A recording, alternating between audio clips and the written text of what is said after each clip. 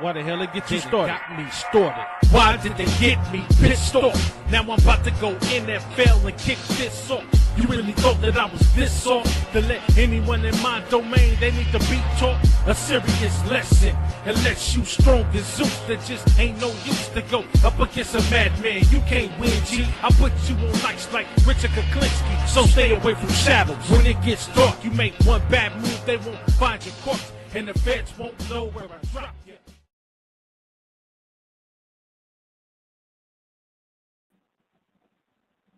Ladies and gentlemen, welcome to another edition, a quick impromptu edition of Major Level Entertainment. I am your host and owner of this channel. It's your boy, Big Major. If you're new to the channel, please like, subscribe to the channel right now. You know what I'm talking about? Once again, like I did the other night, I am going on early this morning, 2 a.m., 2:26 a.m. Pacific Standard Time over here on the West Coast. I'm on the road, taking long runs. Had a little bit of a chance to catch a break, so I said, let me get up on here, give y'all a little bit of entertainment right quick. Now, I didn't really get a chance to talk about the restructuring of the Lakers front office and staff, but I want to talk about it just a little bit now, and then also give my point of view and take on the situation. So tune in. If you guys are not up here to view right now, I know it's 2:30 in the morning on the West Coast. A lot of people are asleep, or a lot of people are just getting up and don't even know I'm online right now. But if you do know I'm online and you're viewing it, thank you for showing up. If not, you can catch the show later on when I repost it up to YouTube and everything airs on there, and you can check it out then. So yeah, so I just wanted to talk real quickly about the Mark Walter restructuring of most of the Lakers staff. And the reason why I'm bringing this up and the importance of it is that this shows me, by him doing that, doing a massive overhaul of the Lakers front offices, this shows me straight up and down that he's very, very serious about winning and bringing the Lakers back to a winning tradition, the way we are. I mean, he did the same thing just about with the Dodgers, and you saw the results that yielded. You know what I mean? So, with him doing this massive overhaul or whatever the case may be, I'm here to let y'all know. Him doing that, more changes are yet to come. Next thing is going to happen is GM and coach. If we don't do something this coming year, not next year, the year after that, this coming year, he would not have spent $10 billion on his team for us to keep having losing seasons. I'm telling y'all that right now. Hey, there he is, my damn brother, a DJ, my little brother. You know what I'm saying? Shout out to a DJ, my little brother. Please go like, share, subscribe to Lakers in 5, and then also join the channel, Lakers 5, 6, or 7. You know what I'm talking about? Go ahead and go over there and join the channel and give your take, listen to some fire takes. When it comes to the Lakers shit, that's the most fire content. You know what I'm talking about? He said, what up? I'm up tonight. The last time I called him, he was asleep. You know what I'm talking about? But I got him this time. Shout out to little bro. Please go subscribe to Lakers in 5. I'm over there. You need to be over there. We just missing you. You go over there, tell your friend and family and neighbors about the channel, like Lewis says. You know what I'm talking about? So yeah. So I'm just talking, bro. I'm just giving my take and opinion about the restructuring of the Lakers front office, man, and I didn't get a chance to talk on it. I wanted to talk on it because me being a person, I love business. I understand and respect a shrewd business. By Mark Walter doing that, I'm telling everybody that more changes are to come. He's very, very serious. I mean, anytime you make a massive overhaul like that, you're very, very serious about, what it is that you want to do when it comes to building your team. And I don't think it's going to go anywhere past this season before he does something when it comes to the coaching staff and when it comes to the GM staff. So I suggest that the GM, whatever offers there are out there, don't pass them up. Take the best offers you can take. Anything that's going to help bolster this team. We have to bolster the team's needs. We need a center. We need some wings, 2 wings perhaps. That's it. I mean, we are close. The fact that we made it to the second round this year as opposed to last year lets me know how close we are. You know what I'm talking about? Hey, bro, if you want to come up here right quick, I got a little bit of time. You know what I'm saying? I'll go ahead and drop that link and you can give a take on it too, because I know we didn't get a chance to talk about it on your channel either. You know what I'm saying? So I'm gonna drop that link for you just in case you want to come up here and chop it up for a second. Just to give your take on it, because I know we have the same understanding and thoughts about it, but a different approach to the take and a different perspective is always welcome. You know what I'm talking about? But yeah, so I believe that by him doing this, more changes are to come. He's a shrewd businessman. I've been saying that since he came over, and that's a good sign. I want Lakers fans to know everywhere that that's a good sign. If you know anything about business, you'll understand. Hey, what he did, people were like, "Oh man, he fired a lot of people." Yeah, that's not for no reason at all. He knows what he's doing, and Mark Walter, we trust. I'm telling you, more changes are coming, and I'm telling you, we need to.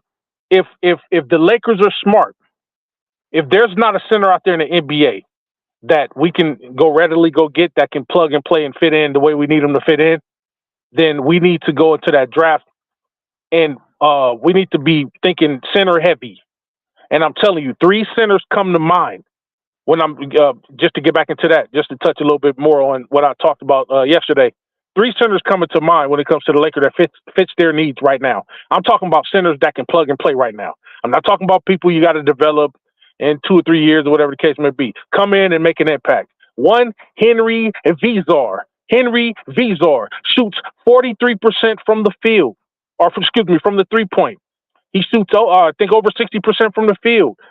He can space the floor like a motherfucker. He can pass the ball like a motherfucker. You thinking Zubac 2.0 meets Jokic to an extent with the IQ. Zubac, because he's not afraid to get in there and body with people, even though he's 225. His only weakness, and I touched on his weaknesses yesterday, his only weakness is his physicality. His physicality is the only weakness that he has. And the only reason that he has a problem with physicality is because he's only 225 pounds. But he's 7 feet tall, 7'2" wingspan. I think 7'7" wingspan and a 9'3" standing reach. Henry Vizar is one of those centers that I'll go after.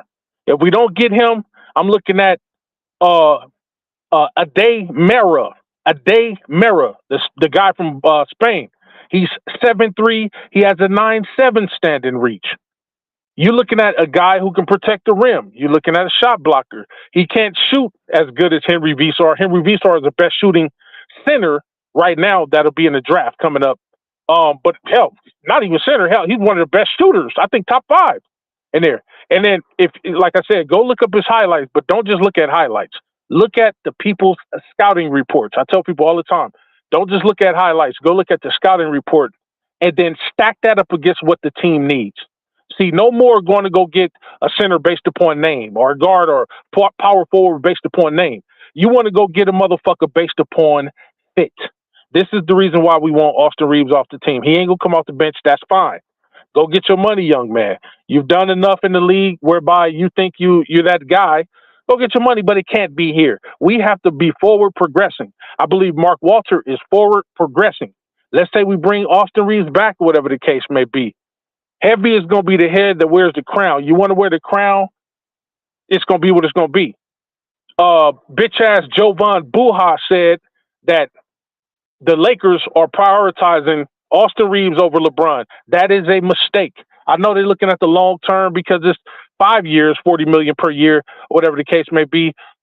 To LeBron may be asking for $40 million for just 1 year.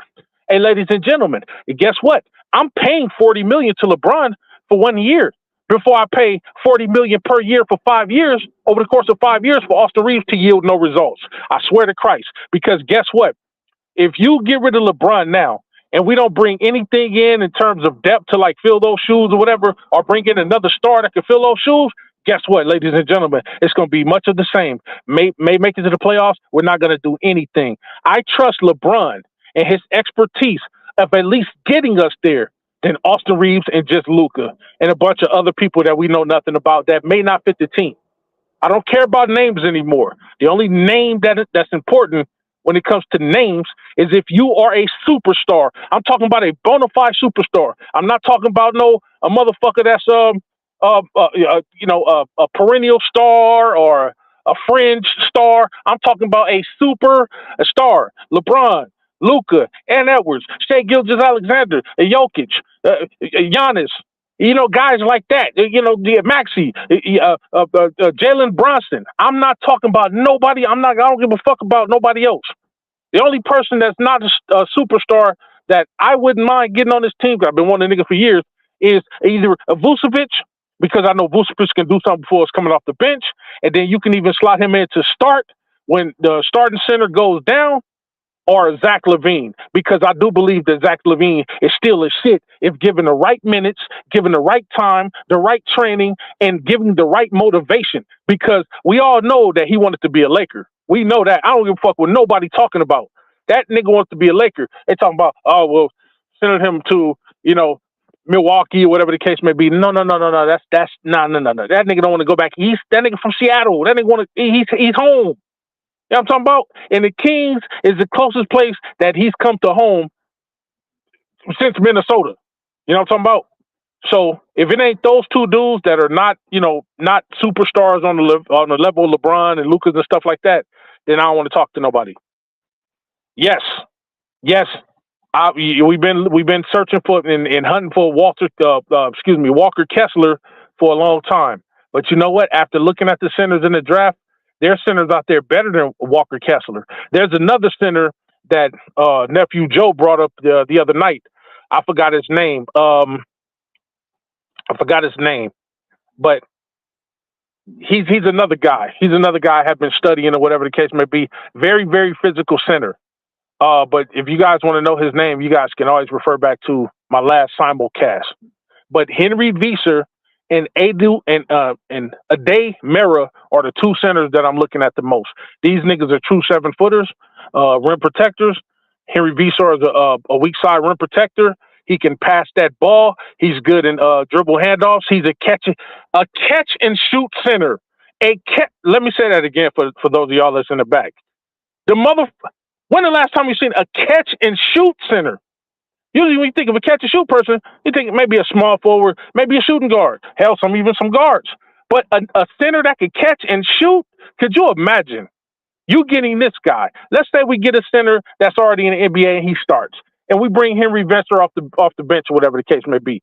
We got Henry Visser off the bench or whatever the case may be, and we still hold on to Rui, and then we still got Kennard. You got three motherfuckers that shoot over 40% now. You got a shooting guard that shoots over 40% from the three. You got a power forward / small forward that shoots over 40% from the three, and now you got a center that shoots over. When the last time we had a great shooting center? Not a decent shooting center, okay shooting center, an all right shooting center. Nigga, a great shooting center, shooting 43%. And before motherfuckers say, well, college is different. No, that's not always the case, because some motherfuckers ball no matter what court they looking at. And I watch his highlights not just for the sake of watching his highlights. I watch Henry Visser's highlights with intent, y'all, to see if what he does on the court fits. One thing about confidence, a confident player, if you allow him to play his game according to your scheme, fit your scheme around his game, not the other way around when you're dealing with these young guys. That's why these young college prospects, if you come in and you try to change them into something that they're not, that's when they suck. You come in and say, okay, hey, you are a shooting center because you're a string bean, you're small, you don't have a lot of bricks in the back pocket. You're 225. I'm not gonna put you down there on the block and have you trying to get a play like you're a 300-pound center. No, I want you shooting the ball as fucking usual. If you do that, you let that dude shoot the ball, then you let him be who he is, which is a shooting center, a scoring center, a guy like that. And then when it comes down to being in the post, on the defensive side, weak side rim protector, if you let him play the same game that he played in college, but you structure your game around him while he grows and develops, I'm telling you, we have a dangerous center. And finally, somebody that can at least contend with Wemby. Ladies and gentlemen, Aiden ain't gonna cut it. Going forth, Chet Holmgren may have had a fucked up game, but Chet is dangerous. Sangoon is dangerous. Aiden was cooking that nigga, but Sangoon is dangerous. These niggas is coming next year. Wemby, it ain't gonna get no better. It ain't gonna get no better. And Aiden just don't have the heart or the motor. I want new blood at the center position. If we can't go get a knockdown, drag out center, that's gonna come in there and brawl. Now, let's say we get Henry Vesor, right? We get Henry Vesor, then I'm cool with us going to go get Time Lord, Robert Williams, because Robert Williams, even though he's undersized center, whatever the case may be, 6'9", 250 pounds, 260, he's basically like LeBron, but he's a center, longer arms, but he's physical. Guess what? We don't even need him. He can just come in and play his 55, 60 games or whatever the case may be. He get over here to L.A. We get those trainers around him or whatever the case may be. Bring LeBron back. LeBron can help with with that or whatever. Get his body right. Remember what he did for Rui. Helped Rui out. Get him with some of that L.A. training and some of that L.A. fitness and all that shit. Then we can get Time Lord. And we could bring that motherfucker in to bow niggas and to be tough with niggas when we play niggas like Detroit and guys like that, when we play Wemby and all those dudes, whatever the case may be. But just having Jackson Hayes and DeAndre Ayton is not going to cut it. I say all that to say what Mark Walters did is the start. This is just the beginning of things to come, I believe. You don't do a massive overhaul of your main staff and not expect some great changes in the players, on the player side of things. I'm telling you, change out the staff. That's cool, because remember, the staff ain't out there on the court. Changing out the staff, that's only 35, 40%. 60% of whether we win or lose is on the players and the coaches. But that's next. Coaches, GM, all of that. We already got an assistant GM. Coaches, GM is next. If we don't do nothing or if we fall short again, those motherfuckers is out. He is not beholden to Rob Pelinka and not beholden to JJ Redick. Because remember, they didn't come in on his timeline. They came in on Jenny's timeline. I don't give a damn what y'all came in on Jenny's timeline. Now, I'm bringing my motherfuckers in. I'm only keeping y'all because I'm honoring Jenny, whatever the case may be. He and Jenny are cool. But even Jenny ain't gonna be able to save these niggas this year if we don't make it to the Western Conference Finals. I'm telling you, 2027, 28 season, niggas is finito. It's gonna be a new coach, a new GM. I'm telling you. But before we can fall flat on our faces, some changes has got to come. If I'm the Lakers scouting team, I'm looking at what the fuck we need. If the fans know what we need as a team, as fans, then I'm thinking that the people that sitting in the front office should know what we need. Certain people got to go. I'm sorry. I don't care if I like you or not. You got to go if you no longer fit the scheme of the team. Now, if you fit the scheme of the team, you can stay. We can slot you in somewhere. We need wings, true wing defenders that can shoot the ball at a constant rate. We need a true shot blocking center. Now, if we happen to get a Henry V-Star, not only do we got a shot blocking center that can block on the weak side or whatever the case may be, he not, he ain't gonna give you 4 blocks per game, so to speak, whatever, but he'll give you damn near 2 blocks. Some games he'll give you 4 blocks. I watched some of his college highlights. He was squatting shit, sending shit into the mezzanine. He gonna definitely challenge you. He don't give a fuck how much bigger you are over him or whatever the case may be. His only weakness is physicality because bigger centers will body him down there. But guess what? They can't do nothing with him out there on the perimeter because he knows how to move his feet at his size. He knows how to move his feet at his size. And he shoot that 3 at a very high rate. 43%. And then for those that might say, oh, well, he don't shoot the 3 that much. Well, guess what? He shoot the motherfucker 5 times. And out of 5 times, 43%, that ain't bad. That's not bad. Averages 5 3-point shots a game. You know he gonna make at least 2 of those motherfuckers. And the lower the volume of threes he shoot, the higher his percentage is. If he shoot 2, he might make 2. If he shoot 3, he might make 2. If he shoot 4, he might make 2. If he shoot 5, he might make 2. If he shoots 7, he might make 3. I'm going with Henry Visar. And for crying out loud, don't let us get Vucevic. Oh my God. You know what? Just bring him in just for the fuck of it. Vucevic is about to be 36 years old. Say, Vooch, hey, look, come on over here, man. You're not going to win in Boston. Lakers might be only chance to win. Come ride the coattails of other people, man. We bring you off the bench, bring you in there. You can still be impactful when needed. Still get rebounds when we need it. You can actually be slotted in as a starter, just in case the main center goes down. This is Vucevic, 2-time All-Star, not that long ago, just 4 years ago. Bring him in there. Just a season ago, he was averaging 19.9 points a game. It went all the way down, but that's because his minutes went down. His productivity went down. Give Vooch minutes, he will produce. If he don't get you those points, he going to get you some rebounds. Not much of a shot blocker, but that's okay. But I'm going to make motherfuckers come out there and guard me on the perimeter. The mistakes that we made this year, if we clean up the mistakes we made this year, we make it to the Western Conference Finals and beyond. We made it to the second round, y'all. We ran across a hot Thunder team that had a little bit more help. Aside from the help, I'm gonna give them their props. The one and only time I'm gonna give them their props. They had a deeper team than us. They had a better bench than us. No matter who the fuck they sat down or brought up, no matter who the fuck they sat down or started, motherfuckers came in popping threes, not like 90 going off. I'm like, goddamn, who the fuck is these guys? But ladies and gentlemen, if you really watch the games, even though we got blown out by 18 points on 2 occasions and 25 on one occasion, and then the last game they only beat us by 5 points, what does that tell y'all? They ain't that much better than us. They not that much better than us, y'all. Fuck the 18 points. Don't look at the 25 points, because that's not the real tale of the tape.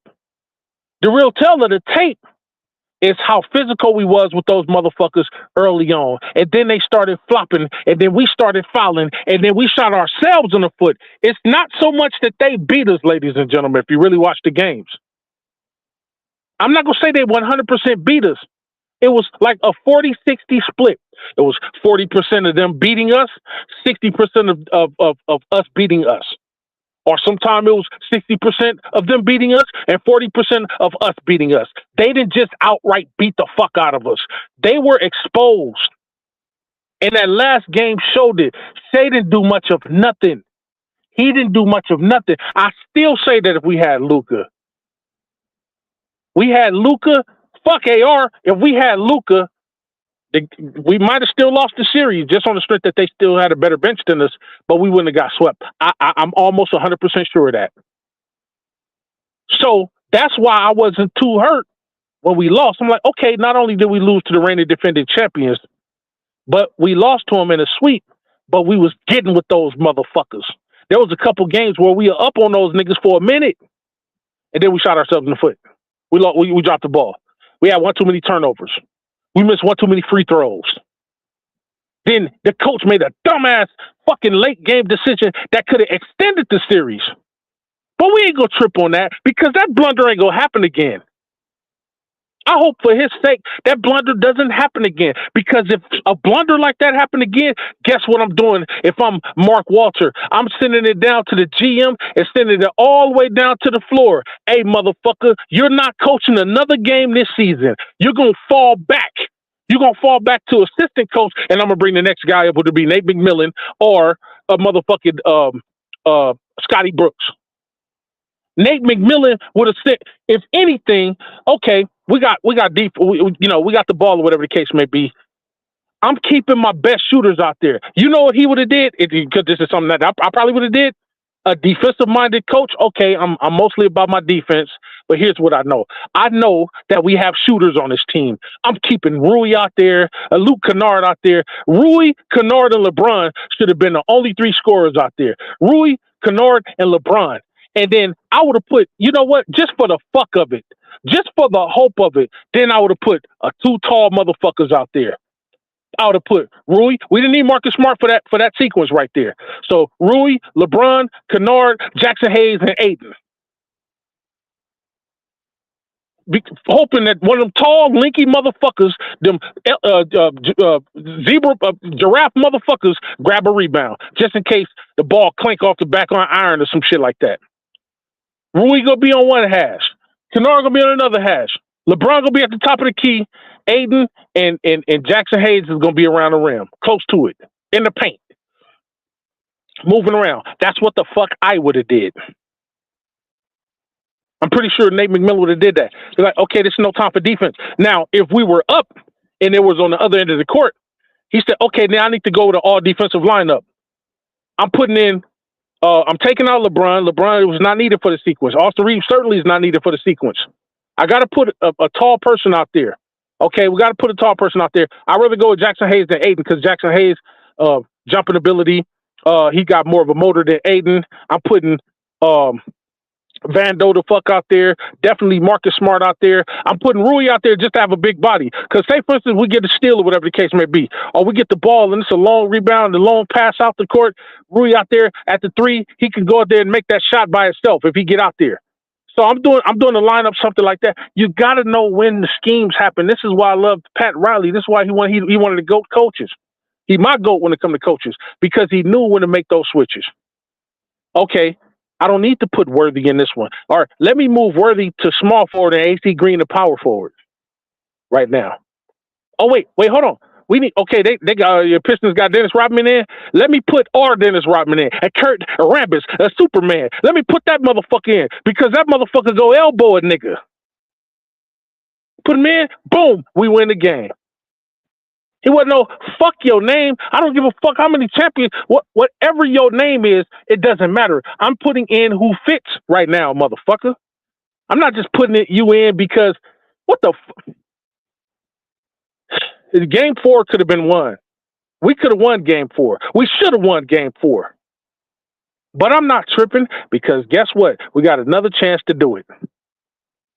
Now, we already proved that we can get 53 games. Remember I told y'all last year. Last year, we got 50 games. I said we'd get between 52 and 55 games. We got 53 games. This year coming, and we got a better seeding. This year coming, I expect us to get close to 60 games. I'm calling it right the fuck now. We should get anywhere between 55 and 60 games. We can do it, motherfucker. If we get anything less than that, it's a failure to me. We proved that we can get to the second round. They put us out against a team that we outranked. They had the Houston Rockets sweeping us, but they didn't. We whooped their ass 4-2. Made it to the second round. Ladies and gentlemen, to me, that shows that we're trending up. So next year, it shouldn't be us getting to the first round, getting put out in the first round, us getting to the second round, getting put out in the second round. Ladies and gentlemen, I don't want nothing less than the Western Conference Finals. Even if we don't win it, I want us to go to the Western Conference Finals and then compete. No sweeping. No more of that bullshit. We're the fucking Lakers. There's no way. I don't give a fuck what team is out there on the floor. We should not be getting blown off of our own floor and then going into somebody else's town and they making fun of us and then everybody in the fucking NBA is laughing at us. That shit's over with. You think Mark Walter wasn't mad? I bet you he got mad where he got down at. I know it. He's a business dude. I spent $10 billion on you bums? Oh, hell no. Here's what the fuck I'm going to do. When the season is over, you fired. You fired. You fired. You fired. You fired and you fired. Then you hired. You hired. You hired. You hired and you hired. I'm bringing my niggas in, not these fucking losers. I'm bringing in motherfuckers that know how to impact winning, that know what it takes to win, that know which motherfuckers to bring in to win. And I don't give a damn if a motherfucker say, oh, well, being a GM in another sport is not being a GM in basketball. Man, let me tell you something. Hey, man, fuck all that bullshit. If you are a winner, you know how to win at any level, any time, any place, no matter what you do. no matter where you go. A winner is a winner. A winner with the winner's mindset is a winner no matter what floor he's on. I don't care if he's on a baseball field, football field, hockey field, soccer field, lacrosse field, in the Olympic pool. I don't give a fuck where he is. Barcelona, Spain, or Africa, Mars. If you are a winner and you are win-minded, you will win or try to win any fucking where you go. I don't do that punk ass bullshit. Oh, well, he don't got no experience. No. Fuck that. If you know about business, if you know that we have a glaring need, because you hear fans talk, you hear some of the players talk. If you know we have a glaring need, you don't need experience at the GM position at the basketball level in the NBA. All you need to know is that, man, we don't have no fucking dog center. We need to go get a dog that's a center. Man, we don't have no wings that can shoot the ball consistently. We can go get those guys. Man, we have a decent coach. He got the right attitude. He ain't scared to go at the players, but he doesn't fit our scheme of the team. We need a no-nonsense coach. I say get an older coach. Stop getting these young motherfuckers at the age of the players. They don't respect them like that. That's why I elected for Nate McMillan. Nate never smiled McMillan. Get your motherfucking ass down there over there on that goddamn bench. That's why Trae Young didn't fucking like him. Because he told Trae Young, you know what, you set your ass down on that fucking bench. Nigga, on this team, I'm the man. You gonna sit the fuck down, because right now what you doing, it's not working for us. So set your ass down on that goddamn bench. That's the type of coach I want, motherfucker. That's how Pat Riley was. When Jerry Buss said, hey man, we about to get it good. I'm about to bring the Lakers back to winning tradition. He didn't go get a coach that's player friendly. The motherfuckers didn't even like Pat Riley at first.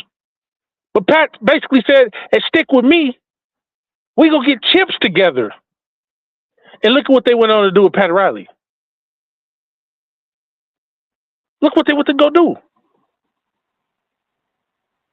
Made history. We didn't do anything else again until Phil Jackson came along. And he come from that long line of coaches that say, I don't give a fuck what your name is on the back of your jersey. God damn it, you're gonna listen to me. I will set your ass down in order to bring the next man up. I'm not doing 8, 9-man rotations. If we got 15 motherfuckers on the bench, all 15 of you motherfuckers is going to play. You know why? Because at any given point in time, I need you motherfuckers locked, loaded, and ready. What the fuck is y'all dressing up for the game for? 15, 16 niggas out there on the court and only 7, 8 people go play. All you motherfuckers is healthy. Ain't none of y'all injured. Nigga, I'm playing you for 5 minutes. I'm playing you for 5. Everybody's going to get a touch of that basketball. You got to hit teams. You got to hit teams with unpredictability. If you don't hit teams with unpredictability, you will fall on your face. They're going to expect you to come every time you turn around. That's why teams be laughing at us. We know, Austin Reeves, man, they cook brisket. Luka brisket. Soon as Marcus Smart come in, niggas want to change now. Shea can't get shit off. Jamal Murray can't get shit off. Lou Dort can't get shit off. And Jalen Williams can't get shit off. Nobody can get nothing off because that dog is on the floor. Well, when you bring a bitch out there that's a bitch on defense, they're going to cook his ass. But it's dick suckers to say, well, he scored 38 points. He scored 35 points. He scored 35 points. He scored 38 points, right? But what the fuck did the other team score off of him? 68 points. There's no balance. If Marcus Smart gonna go out there and he only gonna give you 7 points, guess what, motherfucker? You ain't getting that much more than he is. If he gonna give you 7, 8 points, nigga, you only giving up 16. If he put up 23 points, guess what? You're still only giving up 16, 17.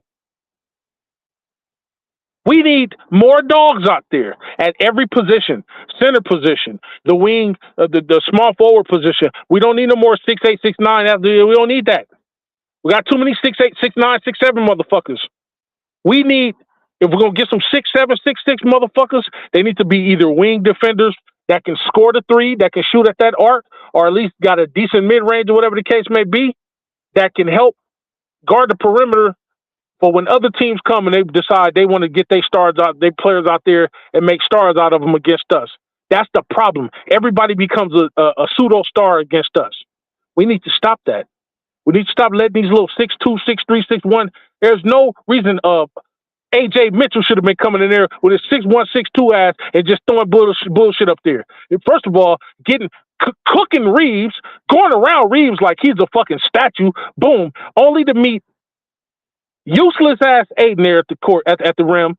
Aiden, 7'8", 47-foot wingspan, 75-foot standing reach, and can't block a goddamn shot. When if AD was down there, who was 2 or 3 inches shorter than fucking Aiden or whatever case may be, he was swatting shit to the goddamn mezzanine. I don't want to hear it. And if we could get AD, a healthy AD back, you best believe I want AD back. I don't give a fuck what no hater of AD is talking about. I didn't hate AD. I hate we got rid of that nigga. Only problem I had was he couldn't stay healthy for the time we needed it. But I'll elect to say if we even had AD in this series, a healthy AD, I might say we'd win the thing. If we had AD, Luka, and LeBron, that just those guys, and then Rui doing what he doing, coming doing what he doing, and then Marcus Smart pulling up the rear, doing what he doing on defense, we win. Period.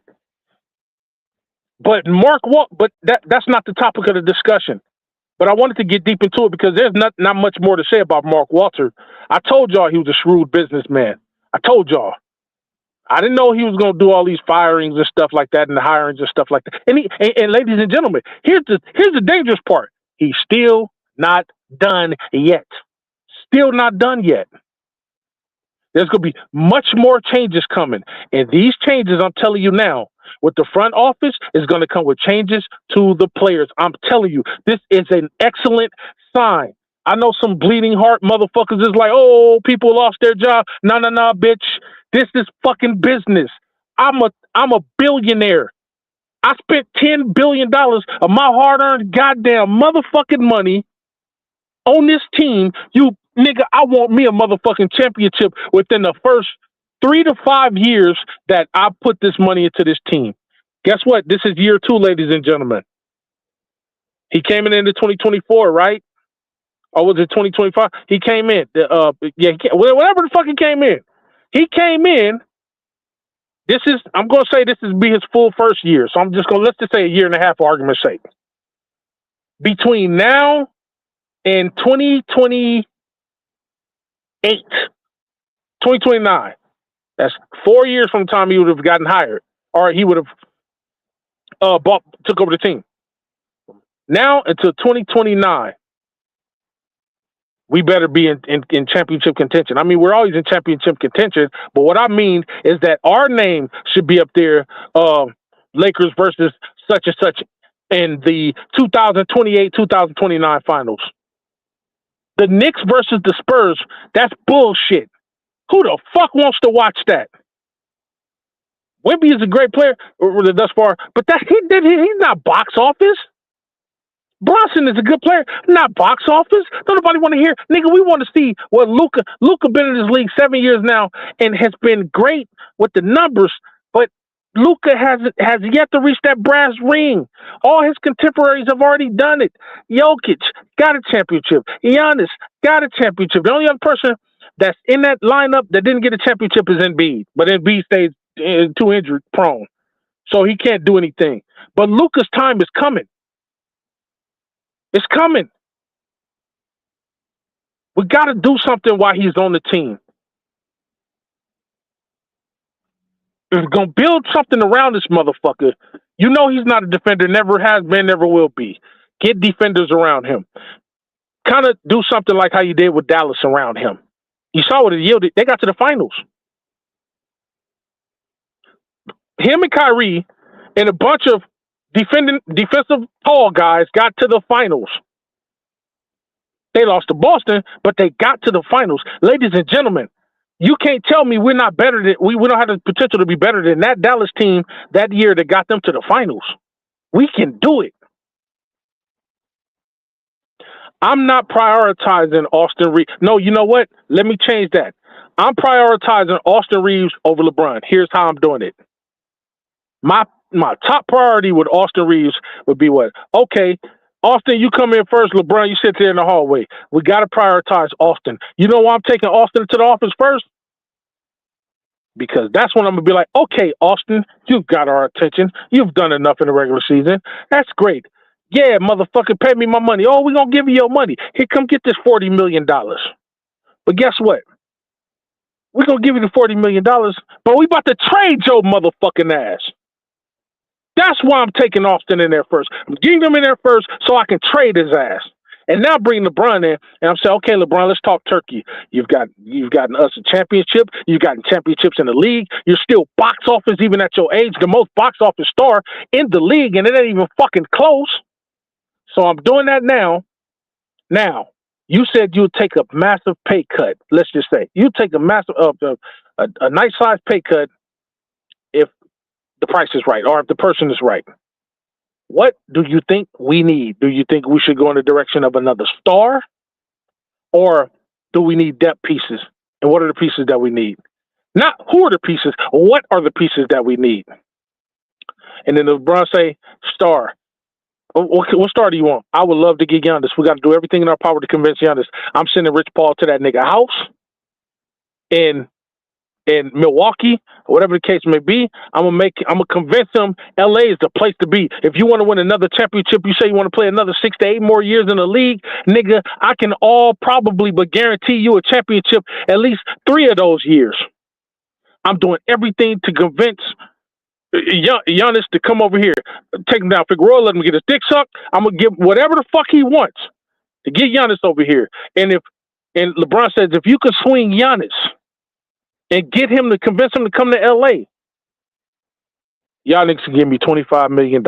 Knock $27, $28 million off of what the fuck I'm making. If you get Giannis over here, I'll take a $25 million pay, $26, $27 million pay cut. That's what the fuck I'm doing. If you can't get Giannis, you better find another star. I'm not doing it for no bullshit. This ain't gonna be another Westbrook situation. I want a star over here. Boston Reeves got to be gone. I'm taking top priority of what the team needs in favor of LeBron than Austin Reeves.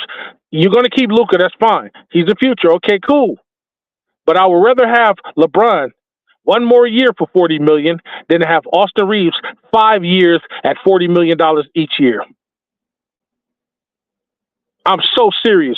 I don't give a fuck if I hurt a nigga's feelings for saying that. I am so motherfucking serious. I'm not giving this motherfucker $200 million for 5 years for us to do nothing. Get that motherfucker $200 million if you want to.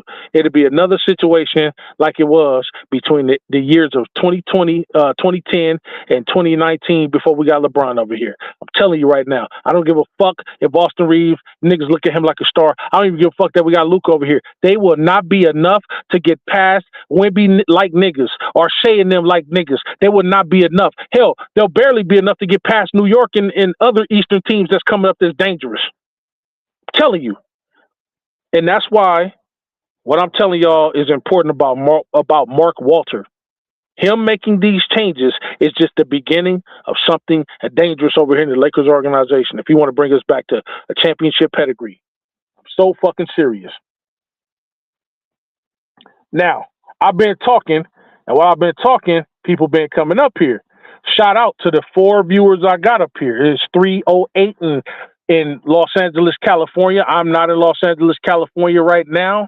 I am in the Hidden Hills of California. For those of y'all that don't know, Hidden Hills is one of the most exclusive and luxurious places. And it's a part of the Golden Triangle in Los Angeles of some of the richest and most powerful celebrities in all of Los Angeles. Most of the Lakers live up here. A lot of singers live up here. Actors live up here. Rappers live up here and all that. And I'm guarding these motherfuckers' houses. Ladies and gentlemen, I'm bragging on my job because I love every second of it. I get paid thousands and thousands of dollars to watch these rich assholes that are out of town and watch their interests. And these motherfuckers pay me thousands of dollars to watch sometimes empty homes. And ladies and gentlemen, I'm not complaining. I said, you know what? Let me go ahead and give my audience some entertainment while I'm out here guarding some of these guys' homes. You know what I'm talking about?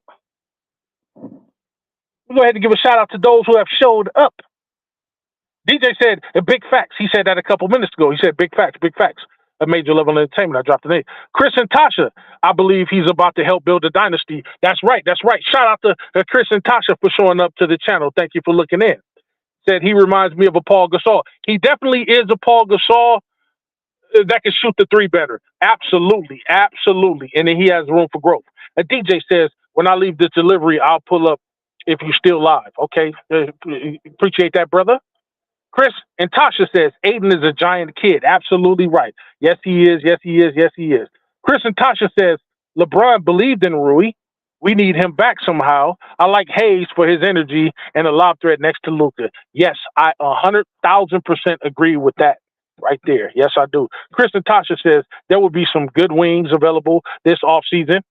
I'm sure they'll want to play in LA to overthrow the Thunders and Spurs next season. Absolutely. Absolutely. I totally agree. Chris and Tasha says the whole league watched how we guarded them. Oh, absolutely. Absolutely. And they didn't beat us. They escaped us. That's what they did. Them motherfuckers escaped us. Chris and Tasha said Rui should have been out there. Yes, he should have. Chris and Tasha says, yeah, we did.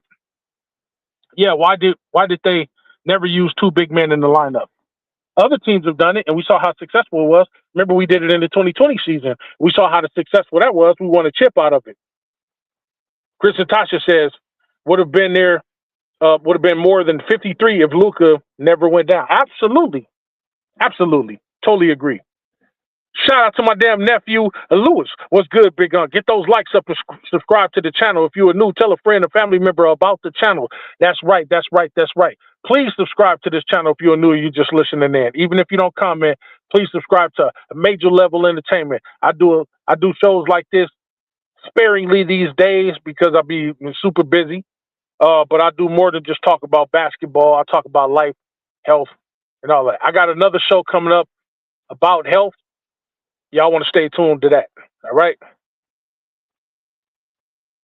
Lewis says the will. He said the Lakers will be back champions. Yes, we will. Said the Lakers will be back this upcoming season because moves will be made this offseason. Absolutely. Big moves. Big moves. Shout out. Lewis also said, y'all subscribe to Lakers for Life 50. Please go subscribe to Lewis's channel right now. So go subscribe to everybody that resonate with you in the Lakers in 5 universe. We are the Lakers in 5 universe. I am a part of that universe. It's like the Marvel and DC cinematic universe. This is what we does. You got a Lakers in 5, and then we got the universe of Lakers in 5. And in that universe, you got the Major Level Entertainment right over here. You got your boy Lakers for Life 50 Lewis's channel. You got H Davis 2 channel. You got Laker Girl 36's channel.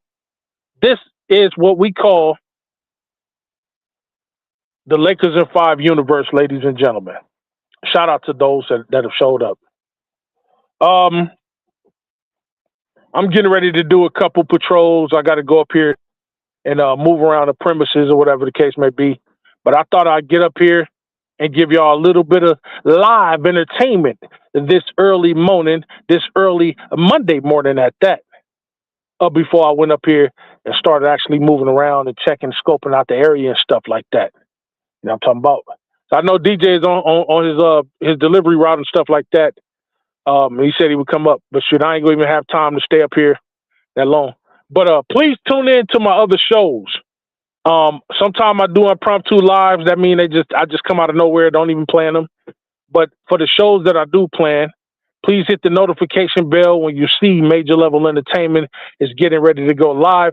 So you'll be right there with your boy, waiting for me to go live, waiting to tune in. Feel free to leave comments down there. Please feel free to like, share, subscribe to my channel. On behalf of everybody that has come over here to view your boy Major Level at 3 o'clock in the morning, I appreciate you. Lewis says, keep doing your thing, Big Unc. I appreciate it 100%. That's right, nephew. Please, once again, subscribe to Lakers for Life 50, my nephew's channel.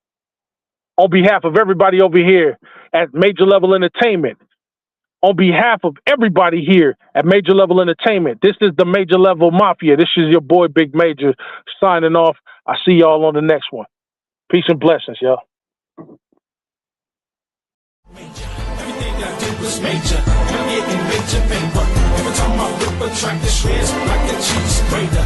When I hit your spot, it ain't no way that no one can save ya. Like I said before, anything I do, I'ma do it major. Everything I do is major, and I'm getting major paper. Every time I whip a track, the shreds like a cheese grater. When I hit your spot, it ain't no way that no one can save ya. Like I said before, anything I do, I'ma do it major.